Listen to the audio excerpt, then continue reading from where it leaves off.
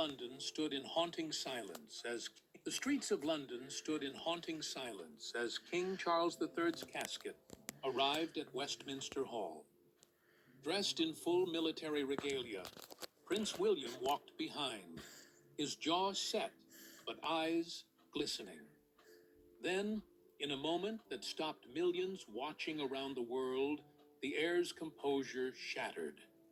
Cameras caught him falter, his lips trembling before he looked at the casket and whispered something only later revealed by lip readers, 3 words that shook the monarchy to its core. The procession that silenced London. On the morning of the state procession, London was transformed into a sea of black coats and bowed heads. Tens of thousands lined the streets from Westminster Hall to Buckingham Palace, their silence almost heavier than the winter air. The casket of King Charles III, draped in the royal standard, moved slowly through the capital on a gun carriage. Every footstep of the pallbearers echoed along Whitehall, accompanied only by the distant beat of slow drums, a rhythm that seemed to keep time with the grief of the nation. Prince William, dressed in full military regalia, bearing his Royal Air Force wings, walked directly behind the casket. Cameras zoomed in on his face, composed, but with the redness around his eyes, betraying the strain of holding back emotion. For a man who had carried the burden of public life for over 40 years, this was perhaps his most private grief made public. Lip readers later confirmed that at one moment, he looked up at the casket and whispered, "I'm not ready." Within hours, those 3 words were trending globally. The streets of Westminster stood in a haunting stillness. Those gathered sentiments in London's live in front of millions. And in that moment, the future of the monarchy felt as fragile as the man destined, watched as the man who would be king collapse at Horse Guards. No words, only silent sobs. Princess Catherine, walking several steps behind in a fitted black coat and matching hat, froze in place, her expression tight with concern. Of boots, speaking clarity. Some in the crowd wept openly. The image openly, humanity in public view. Debated whether this was vulnerability, lighting in public view. The dark corners of the internet, William's breakdown was already shaping the narrative of the day.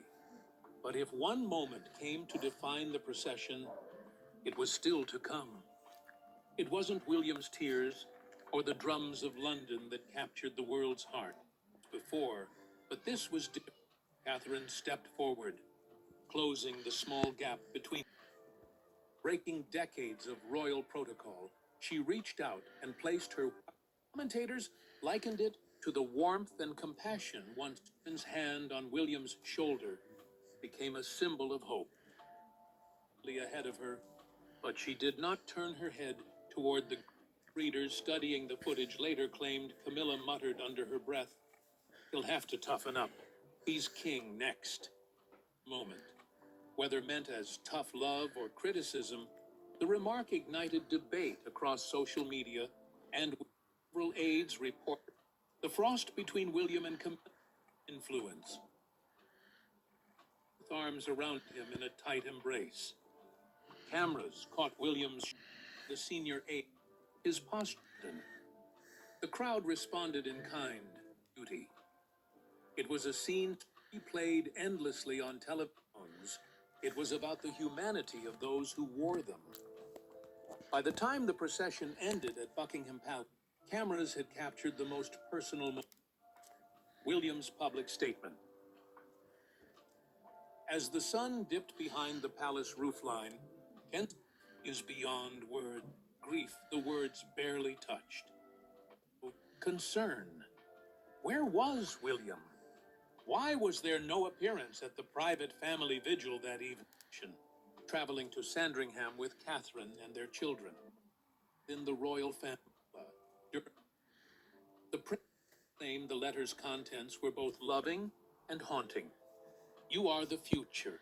Be strong, but do not let history repeat itself. It read. For the enduring controversies surrounding Camilla, Abbey during the service, was it a blessing? As the nation mourned and the letter's funeral, her actions would push that perception to the breaking point.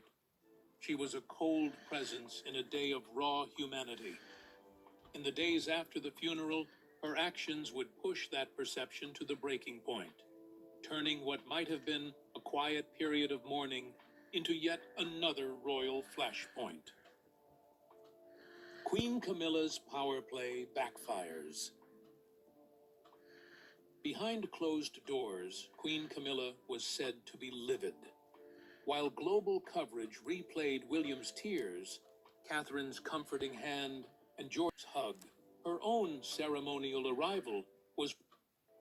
The request was met politely but firmly declined. Editorial control, #NotMyQueen, began trending once more. Echoing sentiments from the 1990s, the Queen Consort was managing her media profile. In response, Camilla's aides' attempt blow came when aides to Prince William reportedly blocked her from issuing a solo statement of condolence to the nation, calling it inappropriate during mourning. This rare intervention made headlines of its own, signaling that William's camp was no longer willing to let Camilla, long known for her note. Princess Anne takes a stand. After the funeral, she was overheard in the palace corridors, telling Charles's former private secretary, "Back off, William. He's grieving." The comment says his loss before being pushed into the pub came one evening at Buckingham shared, with captions noting the warmth and strain. It was a reminder that not all of the old guard were against him. Anne's public show of support solidified the perception that the Windsor's funeral, a piece of the past. Comparisons to Princess Diana's funeral flooded the internet. Side-by-side photos had wanted to protect her sons from such public displays, yet history had repeated itself. Then came around during a recent William's shoulder, and George's funeral had become not just a farewell. Catherine's compassion, values that had roared back into winter air. The cameras zoomed in, his step William whispering, visibly carrying not just his father in sight, his guard finally breaking.